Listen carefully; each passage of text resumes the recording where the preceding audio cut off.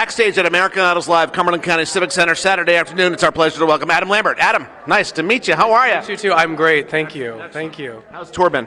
It's been, it's been a wild ride. Obviously, it's exhausting, but it's worth it.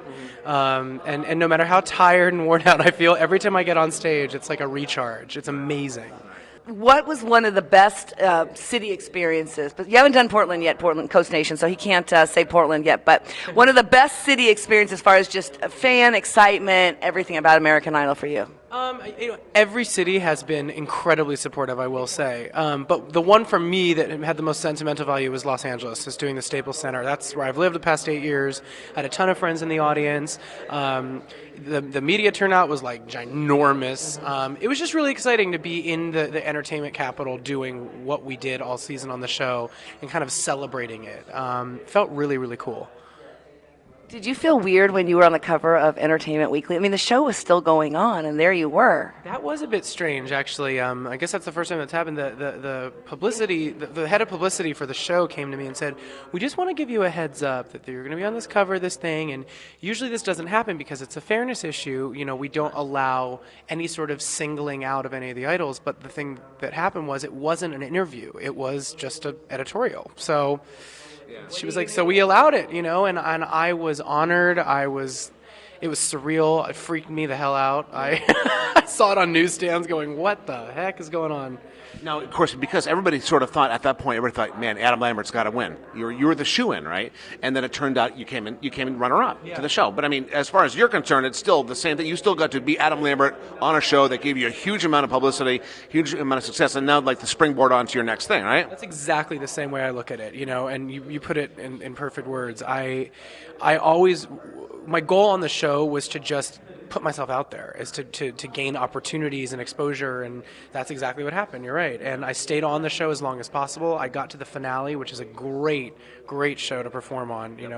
Chris and I both got to perform with major acts in the industry, legends even. I mean, we performed with Queen and Kiss. Yeah, right. I mean, are you kidding me? I was like, we played it the next part of our show the day after the Wednesday morning was Idol, and it was like, okay, what did Adam do? I mean, really, that's what we wanted to know, and especially Mad World. He plays that over and God love you, but all right. So Coast Nation, the women out there, we need a makeup tip from Adam Lambert. Come on, we need like the best liner, the best mascara, something. You got to wear it all night while you're sweating out there. Come on, give us one good tip. My makeup tip for your eyes is use your finger. Where? Like, use your finger to blend it and smudge it in instead of yeah. Don't use that sponge thing. That's a grocery store piece of crap. It really is. Your finger does a much better job than those little sponges do. All right, there you go. Take your finger and smudge my eyeliner. You don't have any on. I do! Apparently I didn't do it right from Adam Lambert. Adam Lambert live with us backstage at the Civic Center. American Idol's Live coming up in just a couple hours, and then, you got like 2 or 3 shows left. We'll be honest with you. When we were talking about the show over the course of the season, when you were on and stuff, we would talk to a lot of fans of yours. You had a huge fan base, obviously. A lot of the fans were sort of like probably 45-ish, 50-year-old women who thought, Adam is my guy. Clearly, Adam is not their guy. But have you ever met a fan where they're just like, I could be the one, Adam, for you?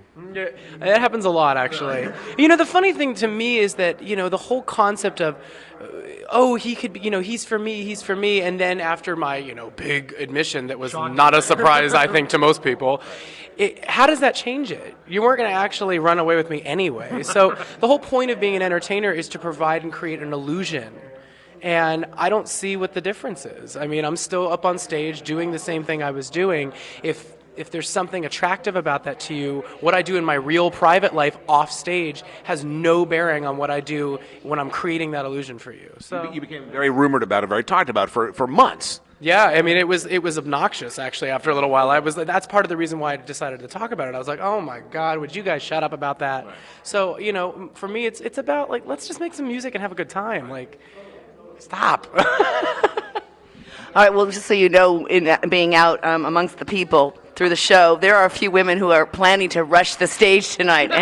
And they told us, because they were like, get us tickets because we will be rushing the stage. So you might want to let security know. I think our time is up with you.